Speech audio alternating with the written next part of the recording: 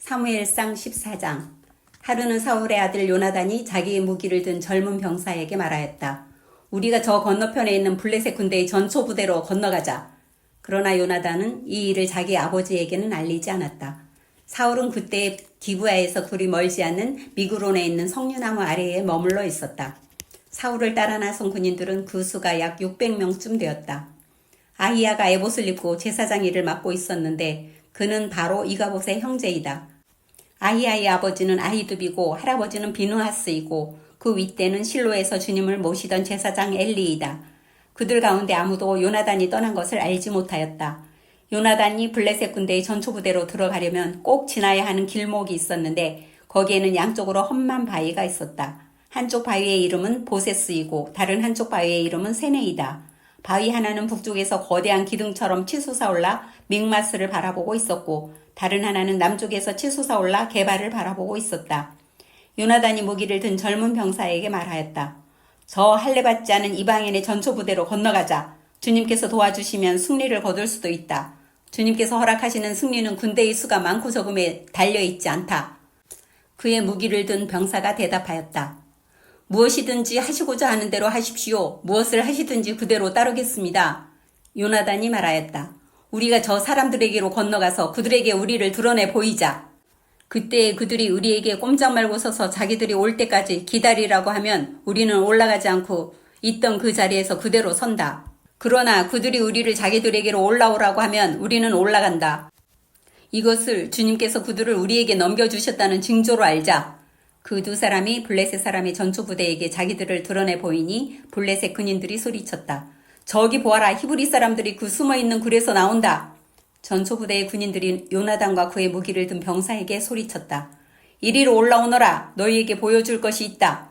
요나단이 자기 무기를 든 병사를 돌아보며 말하였다. 너는 나를 따라 올라오너라. 주님께서 그들을 이스라엘의 손에 넘겨주셨다. 요나단이 손과 발로 기어 올라갔고 그의 무기를 든 병사도 그 뒤를 따라 올라갔다. 요나단이 블레셋 군인들을 쳐서 쓰러뜨렸고 그의 무기를 든 병사도 그 뒤를 따라가면서 닥치는 대로 쳐 죽였다. 이렇게 요나단이 자기의 무기를 든 병사와 함께 겨리수 한 쌍이 반나절에 갈아엎을 만난 들판에서 처음으로 쳐 죽인 사람은 20명쯤 되었다. 이때의 블레셋 군인들은 진안에 있는 군인들이나 싸움터에 있는 군인들이나 전초부대의 군인들이나 특공대의 군인들이나 모두가 공포에 떨고 있었다. 땅마저 흔들렸다. 하나님이 보내신 크나큰 공포가 그들을 휘감았다. 베냐민 지역의 기브아에서 망을 보는 사울의 파수꾼들이 건너다 보니 수많은 블레셋 군인들이 아우성을 치며 이리저리 몰려다니고 있었다. 그러자 사울이 자기와 함께 있는 군인들에게 명령하였다. 우리 가운데서 누가 빠져나갔는지 조사하여 밝혀내어라. 사람들이 조사하여 보니 요나단과 그의 무기를 드는 병사가 없었다. 그러자 사울은 아히야에게 하나님의 궤를 가지고 오라고 말하였다. 그때에는 하나님의 궤가 이스라엘 자손과 함께 있었다. 사울이 제사장에게 말을 하고 있는 동안에 블레셋 진영에서 일어난 아우성 소리가 점점 더 크게 들려왔다. 그래서 사울은 제사장에게 궤를 가지고 오지 말라고 하였다. 사울과 그를 따르는 온 백성이 함께 함성을 지르며 싸움터로 달려가 보니 블레셋 군인들이 칼을 뽑아들고 저희끼리 서로 정신없이 쳐 죽이고 있었다.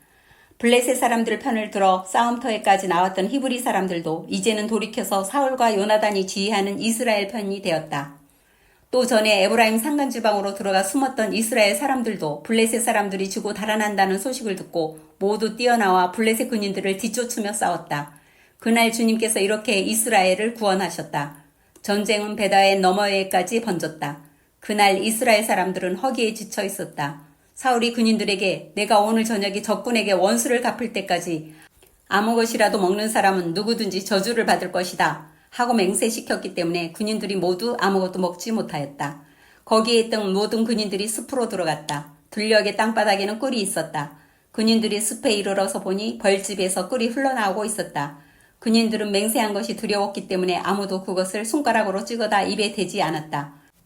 그러나 요나단은 자기 아버지가 군인들에게 그런 맹세를 시킬 때 듣지 못하였으므로 손에 들고 있던 막대기를 내밀어 그 끝으로 벌집에 든 꿀을 찍어서 빨아먹었다. 그러자 그는 눈이 번쩍 뜨이고 생기가 넘쳤다. 그때 군인들 가운데 어떤 사람이 나서서 그에게 알려주었다. 임금님이 누구든지 오늘 무엇을 먹는 사람은 저주를 받을 것이라고 하시면서 모든 군인들에게 철저히 금식하도록 맹세를 시키셨습니다. 그래서 군인들이 이렇게 지쳐 있습니다. 그러자 요나단이 탄식하였다. 나의 아버지께서 이 나라를 어렵게 만드셨구나. 생각하여 보아라. 이 꿀을 조금 찍어서 맛만 보았는데도 눈이 번쩍 뜨이고 생기가 넘치는데 오늘 우리 군인들이 적에게서 빼앗은 것을 먹고 싶은 대로 먹었더라면 얼마나 더 좋았겠느냐. 그랬더라면 블레셋 사람들을 더 많이 죽이지 않았겠느냐. 이스라엘 군인들은 바로 그날 믹마스에서 아얄론까지 쫓아가며 블레셋 사람들을 쳐 죽였으므로 몹시 지쳐 있었다. 그래서 군인들은 약탈하여 온 것에 달려들어 그 가운데서 양과 소와 송아지를 마구 끌어다가 땅바닥에서 잡고 핏째로 고기를 먹었다. 사람들이 이 사실을 사울에게 알렸다. 보십시오. 백성들이 핏째로 고기를 먹어 주님께 죄를 지었습니다. 사울이 말하였다. 당신들은 하나님을 배신하였소. 큰 돌 하나를 여기 나 있는 곳으로 굴려오시오. 사울이 또 지시하였다. 당신들은 백성에게 두루다니며 알리시오. 이제부터는 누구든지 소나 양을 내게로 끌고 와서 이 돌 위에서 잡아서 먹도록 하고 고기를 핏째로 먹어서 주님께 범죄하지 않도록 하라고 이르시오. 그날 밤에 백성들은 제각기 자기들이 차지한 소를 끌어다가 거기에서 잡았다. 그리하여 사울이 주님께 제단을 하나 쌓았는데 이것이 그가 주님께 쌓은 첫 제단이었다. 사울이 말하였다. 우리가 이 밤에 블레셋 군대를 쫓아 내려가서 동이 틀 때까지 그들을 약탈하고 한 사람도 남김없이 모조리 죽이도록 합시다. 그들이 대답하였다. 임금님이 좋으시다면 그대로 하시기 바랍니다. 그러자 제사장이 사울에게 말하였다. 우리가 먼저 하나님께 나아가 여쭈어 보아야 합니다. 그래서 사울이 하나님께 여쭈었다. 내가 블레셋 사람을 뒤쫓아 내려가도 되겠습니까? 주님께서 그들을 우리 이스라엘의 손에 넘겨주시겠습니까? 그러나 하나님은 그날 사울에게 아무 대답도 하지 않으셨다. 그러자 사울이 이렇게 말하였다. 주님께서 우리에게 응답하지 않으시니 군 지휘관은 모두 앞으로 나오시오. 오늘 이 허물이 누구에게 있는지 알아보겠소. 이스라엘을 구원하신 주님의 살아계심을 두고 맹세합니다. 허물이 나의 아들 요나단에게 있다고 하더라도 그는 반드시 죽을 것입니다. 그러나 군인들 가운데 어느 한 사람도 감히 그에게 대답하는 사람이 없었다. 사울은 온 이스라엘 군인에게 계속해서 말하였다. 귀관들은 모두 이쪽에 서시오. 나와 나의 아들 요나단은 저쪽에 서겠소. 군인들이 모두 사울에게 임금님이 좋으시다면 그대로 하시기 바랍니다 하고 대답하였다. 사울이 주 이스라엘 하나님께 아뢰었다. 오늘 저에게 응답하지 않으시니 웬일이십니까? 주 이스라엘의 하나님, 그 허물이 저에게나 저희 자식 요나단에게 있다면 우림이 나오게 하시고 그 허물이 주님의 백성 이스라엘에게 있다면 둠밈이 나오게 하십시오. 그러자 요나단과 사울이 걸리고 백성들의 혐의는 벗겨졌다. 사울이 말하였다. 제비를 뽑아서 나와 나의 아들 요나단 가운데서 누가 죄인인지를 가려내시오. 그러자 요나단이 걸렸다. 사울이 요나단에게 물었다. 내가 무슨 일을 하였는지 나에게 말하여라. 요나단이 그에게 대답하였다. 손에 들고 있던 막대기 끝으로 꿀을 찍어서 조금 맛보았습니다. 죽을 각오를 하고 있습니다. 사울이 선언하였다. 요나단, 너는 죽음을 피할 수 없다. 내가 너를 처형하지 않는다면 하나님이 나에게 천벌을 내리시고 또 내리실 것이다. 이때 온 백성이 사울에게 호소하였다. 이스라엘에게 이렇게 큰 승리를 안겨준 요나단을 죽여서야 되겠습니까? 절대로 그럴 수는 없습니다. 주님께서 살아계심을 걸고 맹세합니다. 그의 머리털 하나도 땅에 떨어져서는 안 됩니다. 그는 오늘 하나님과 함께 이 일을 이루어 놓은 사람이기 때문입니다. 백성들이 이렇게 요나단을 살려내어 그는 죽지 않았다. 사울은 블레셋 사람을 더 이상 뒤쫓지 않고 돌아섰고 블레셋 사람도 자기들의 본 고장으로 돌아갔다. 사울은 이스라엘을 다스릴 왕권을 얻은 다음부터 사방에 있는 원수들과 전쟁을 하였다. 그는 모압과 암몬 자손과 에돔과 소바 왕들과 블레셋 사람들과 맞서 싸웠는데 어느 쪽으로 가서 싸우든지 늘 이겼다. 그는 아말렉까지 쳐서 용맹을 떨쳤다. 이렇게 그는 침략자들에게서 이스라엘을 건져내었다. 사울에게는 요나단과 리스이와 말기수아라는 아들이 있었다. 딸도 둘이 있었는데 큰 딸의 이름은 메랍이고 작은 딸의 이름은 미갈이다. 사울이 아내의 이름은 아히노암인데 아히마아스의 딸이다. 사울의 군사령관은 아브넬인데 사울의 숙부 넬이 아들이다. 사울의 아버지는 기스요 아브넬의 아버지는 넬인데 둘 다 아비엘의 아들이다. 사울은 일생 동안 블레셋 사람과 치열하게 싸웠다. 그래서 사울은 용감한 사람이나 힘센 사람은 눈에 보이는 대로 자기에게로 불러들였다. 사무엘상 15장. 사무엘이 사울에게 말하였다. 주님께서 나를 보내셔서 임금님에게 기름을 부어 주님의 백성 이스라엘을 다스릴 왕으로 세우게 하셨습니다. 이제 주님께서 하시는 말씀을 들으시기 바랍니다. 만군의 주가 말한다. 이스라엘이 이집트에서 나올 때 아말렉이 이스라엘에게 한 일, 곧 길을 막고 대적한 일 때문에 아말렉을 벌하겠다. 너는 이제 가서 아말렉을 쳐라. 그들에게 딸린 것은 모두 전멸시켜라. 사정을 보아주어서는 안 된다. 남자와 여자, 어린아이와 젖먹이, 소떼와 양떼, 낙타와 나귀 등 무엇이든 가릴 것 없이 죽여라. 사울이 백성을 불러 모으고 둘라임에서 그 수를 헤아려 보니 보병이 20만 명이었다. 유다에서 온 사람도 10,000명이나 되었다.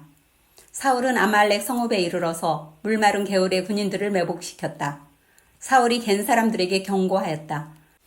당신들은 어서 거기에서 떠나시오. 내가 아말렉 사람들을 칠 때 당신들을 함께 치지 않도록 그들 가운데서 떠나시오.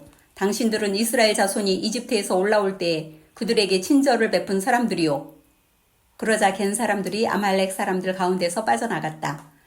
그런 다음에 사울은 하윌라에서부터 이집트의 동쪽에 있는 수르 지역에 이르기까지 아말렉 사람을 쳤다. 아말렉 왕 아각은 사로잡았고 나머지 백성은 모조리 칼로 쳐서 없애버렸다. 그러나 사울과 그의 군대는 아각뿐만 아니라 양떼와 소떼 가운데서도 가장 좋은 것들과 가장 기름진 짐승들과 어린 양들과 좋은 것들은 무엇이든지 모두 아깝게 여겨 진멸하지 않고 다만 쓸모없고 값없는 것들만 골라서 진멸하였다. 주님께서 사무엘에게 말씀하셨다. 사울을 왕으로 세운 것이 후회된다. 그가 나에게서 등을 돌리고 나의 명령을 따르지 않는다. 그래서 사무엘은 괴로운 마음으로 밤새도록 주님께 부르짖었다. 사무엘은 사울을 만나려고 아침에 일찍 일어났다. 누군가가 사울이 갈멜로 가서 승전비를 세우고 나서 거기에서 떠나 계속 행진하여 길갈로 내려갔다고 전해주었다. 사무엘이 사울이 있는 곳에 이르니 사울이 그를 보고 인사를 하며 말하였다. 주님께서 주시는 복을 받으시기 바랍니다. 나는 주님의 명령대로 다 하였습니다. 그러자 사무엘이 물었다. 나의 귀에 들리는 이 양떼의 소리와 내가 듣는 소떼의 소리는 무엇입니까? 사울이 대답하였다. 그것은 아말렉 사람에게서 빼앗은 것입니다. 우리 군인들이 예언자께서 섬기시는 주 하나님께 제물로 바치려고 양떼와 소떼 가운데서 가장 좋은 것들을 남겼다가 끌어왔습니다. 그러나 나머지 것들은 우리가 진멸하였습니다. 사무엘이 사울을 꾸짖었다. 그만두십시오. 지난밤에 주님께서 나에게 말씀하신 것을 내가 알려드리겠습니다. 사울이 대답하였다. 말씀하십시오. 사무엘이 말하였다. 임금님이 스스로를 하찮은 사람이라고 생각하시던 그 무렵에 주님께서 임금님께 기름을 부어 이스라엘의 왕으로 세우셨습니다. 그래서 임금님이 이스라엘 모든 지파의 어른이 되신 것이 아닙니까? 주님께서는 임금님을 전쟁터로 내보내시면서 저 못된 아말렉 사람들을 진멸하고 그들을 진멸할 때까지 그들과 싸우라고 하셨습니다. 그런데 어찌하여 주님께 순종하지 아니하고 약탈하는 데만 마음을 쏟으면서 주님께서 보시는 앞에서 악한 일을 하셨습니까?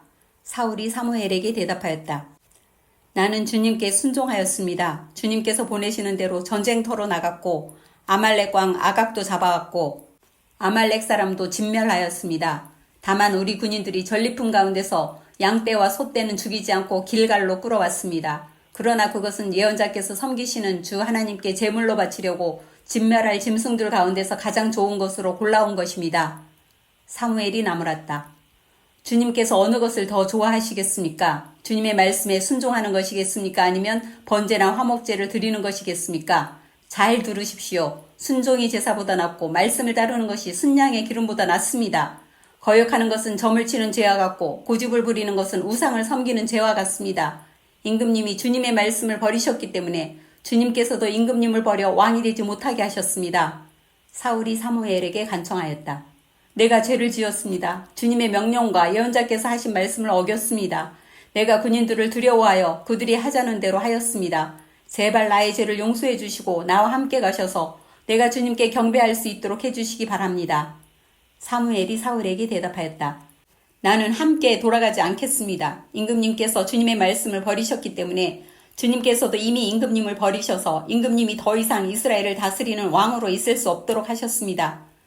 사무엘이 거기서 떠나려고 돌아설 때에 사울이 그의 겉옷자락을 붙잡으니 옷자락이 찢어졌다. 사무엘이 그에게 말하였다. 주님께서 오늘 이스라엘 나라를 이 옷자락처럼 찢어서 임금님에게서 빼앗아 임금님보다 더 나은 다른 사람에게 주셨습니다. 이스라엘의 영광이신 하나님은 거짓말도 안 하시거니와 뜻을 바꾸지도 않으십니다. 하나님은 사람이 아니십니다. 그러므로 하나님은 뜻을 바꾸지 않으십니다. 사울이 간청하였다. 내가 죄를 지었습니다. 그러나 나의 백성 이스라엘과 백성의 장로들 앞에서 제발 나의 체면을 세워주시기 바랍니다. 나와 함께 가셔서 내가 예언자께서 섬기시는 주 하나님께 경배할 수 있도록 하여 주십시오. 사무엘이 사울을 따라 돌아가니 사울이 주님께 경배를 드렸다. 사무엘이 아말렉의 아각 왕을 끌어내라고 명령하였다. 아각은 행여 죽을 고비를 넘겼나 싶어 좋아하면서 사무엘 앞에 나왔다. 사무엘이 말하였다.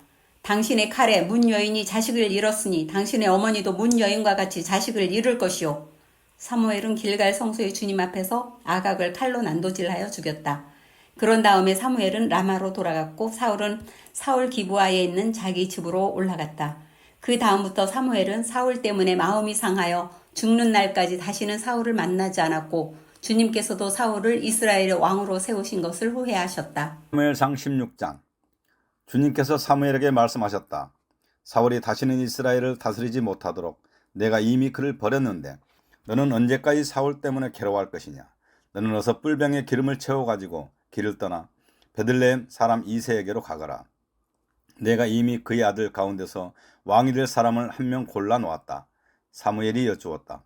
내가 어떻게 길을 떠날 수 있겠습니까? 사울이 이 소식을 들으면 나를 죽일 것입니다.